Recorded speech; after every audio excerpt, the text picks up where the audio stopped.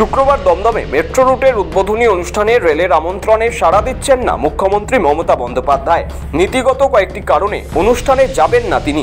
রেলের তরফে জানানো হয়েছিল মুখ্যমন্ত্রীকে আমন্ত্রণ করা হয়েছে। সেই আমন্ত্রণপত্রে কিছু বিশেষ চমক নজরে আসে, যেমন পশ্চিমবঙ্গের রেল খাতে কি উন্নয়ন হয়েছে, কটি প্রকল্পের কাজ চলছে এবং বাংলায় রেলের জন্য কত টাকা বরাদ্দ করা হয়েছে, সেসব খতিয়ান তুলে ধরে রেল মন্ত্রক। প্রধানমন্ত্রীও রেলের ওই উদ্বোধনের অনুষ্ঠানে থাকবেন, কিন্তু মুখ্যমন্ত্রী ওই অনুষ্ঠানে উপস্থিত না থাকার সিদ্ধান্ত নিয়েছেন। সূত্রের খবর, নীতিগত কয়েকটি কারণে এই সিদ্ধান্ত নিয়েছেন মুখ্যমন্ত্রী। জানা গিয়েছে, মুখ্যমন্ত্রী মমতা বন্দ্যোপাধ্যায়ের রেলের অনুষ্ঠানে না যাওয়ার পিছনে কয়েকটি গুরুত্বপূর্ণ কারণ কাজ করছে। সেগুলি হলো, প্রথমত বাংলা ভাষা ও বাংলাভাষী ভারতীয় বাঙালিদের উপর ভিন রাজ্যে ভাষা সন্ত্রাসের অভিযোগ উঠেছে বিজেপি তথা কেন্দ্রে ক্ষমতাসীন সরকারের মদতে। এর প্রতিবাদে চলছে আন্দোলন। এই পরিস্থিতিতে ওই কেন্দ্রীয় সরকারের কর্তাদের সঙ্গে এক আসনে বসতে চান না মুখ্যমন্ত্রী।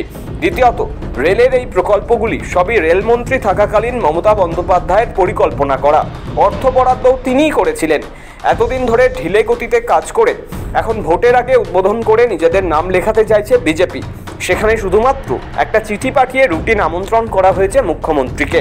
মমতার শুরু করা বহু প্রকল্প কেন্দ্রের দোষে বাংলা বিরোধী চক্রান্ত সহ একাধিক আপত্তিকর ঘটনার জেরে নষ্ট হয়েছে।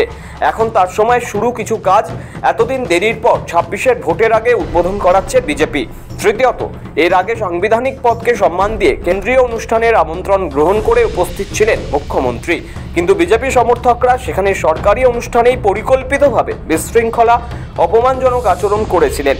যে অনুষ্ঠানে যেটা মানানসই নয়, সস্তা রাজনীতি করতে গিয়ে সেসবই করেছিল বিজেপি। ফলে তাদের নতুন করে সেই ধরনের আপত্তিকর নিন্দনীয় কাজের সুযোগই দেওয়া হবে না। এই মুহূর্তে পশ্চিমবঙ্গে 43টা রেলওয়ে প্রজেক্ট জমি জটের কারণে আটকে আছে।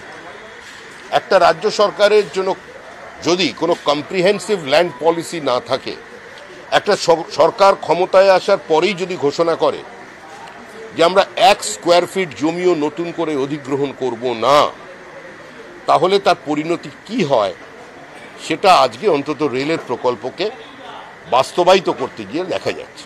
যে প্রজেক্ট উদ্বোধন করতে আসছেন সেগুলো মমতা বন্দ্যোপাধ্যায়ের ভাবা, রেলমন্ত্রী থাকাকালীন মমতা বন্দ্যোপাধ্যায়ের ভাবা, মমতা বন্দ্যোপাধ্যায়ের তৈরি করা, মমতা বন্দ্যোপাধ্যায়ের স্যাংশন করা, মমতা বন্দ্যোপাধ্যায়ের অর্থ অনুমোদন করা। ওনারা এত বছর ধরে দেরি করে ভোটের সময় সেইটাকে উদ্বোধন করে ওই পাথরে নিজের নাম লিখতে চাইছেন। ফলে ওই এলাকার মানুষও জানেন, বাংলার মানুষও জানেন, গোটা প্রজেক্টটা মমতা বন্দ্যোপাধ্যায়ের ড্রিম প্রজেক্ট।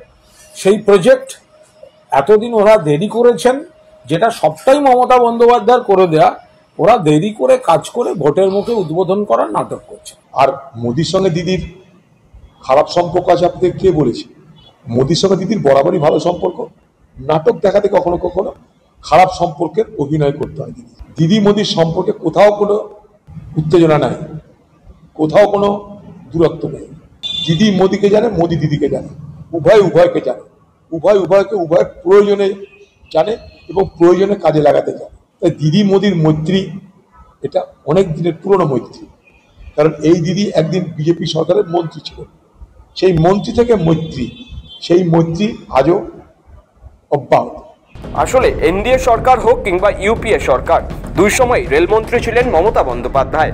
কলকাতা মেট্রো সহ একাধিক প্রকল্প আনতে এবং অর্থ বরাদ্দ নিশ্চিত করতে তাকে কম কাঠখড় পোড়াতে হয়নি। তাই মেট্রোর সম্প্রসারণের সঙ্গে তার নাম জড়িয়ে আছে সরাসরি।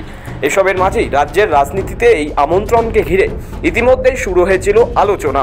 কেন্দ্র এবং রাজ্যের মধ্যে সম্পর্কের টানাপোড়েন থাকা সত্ত্বেও এ ধরনের অনুষ্ঠানে মমতার উপস্থিতি অনেক তাৎপর্য বহন করতে পারত।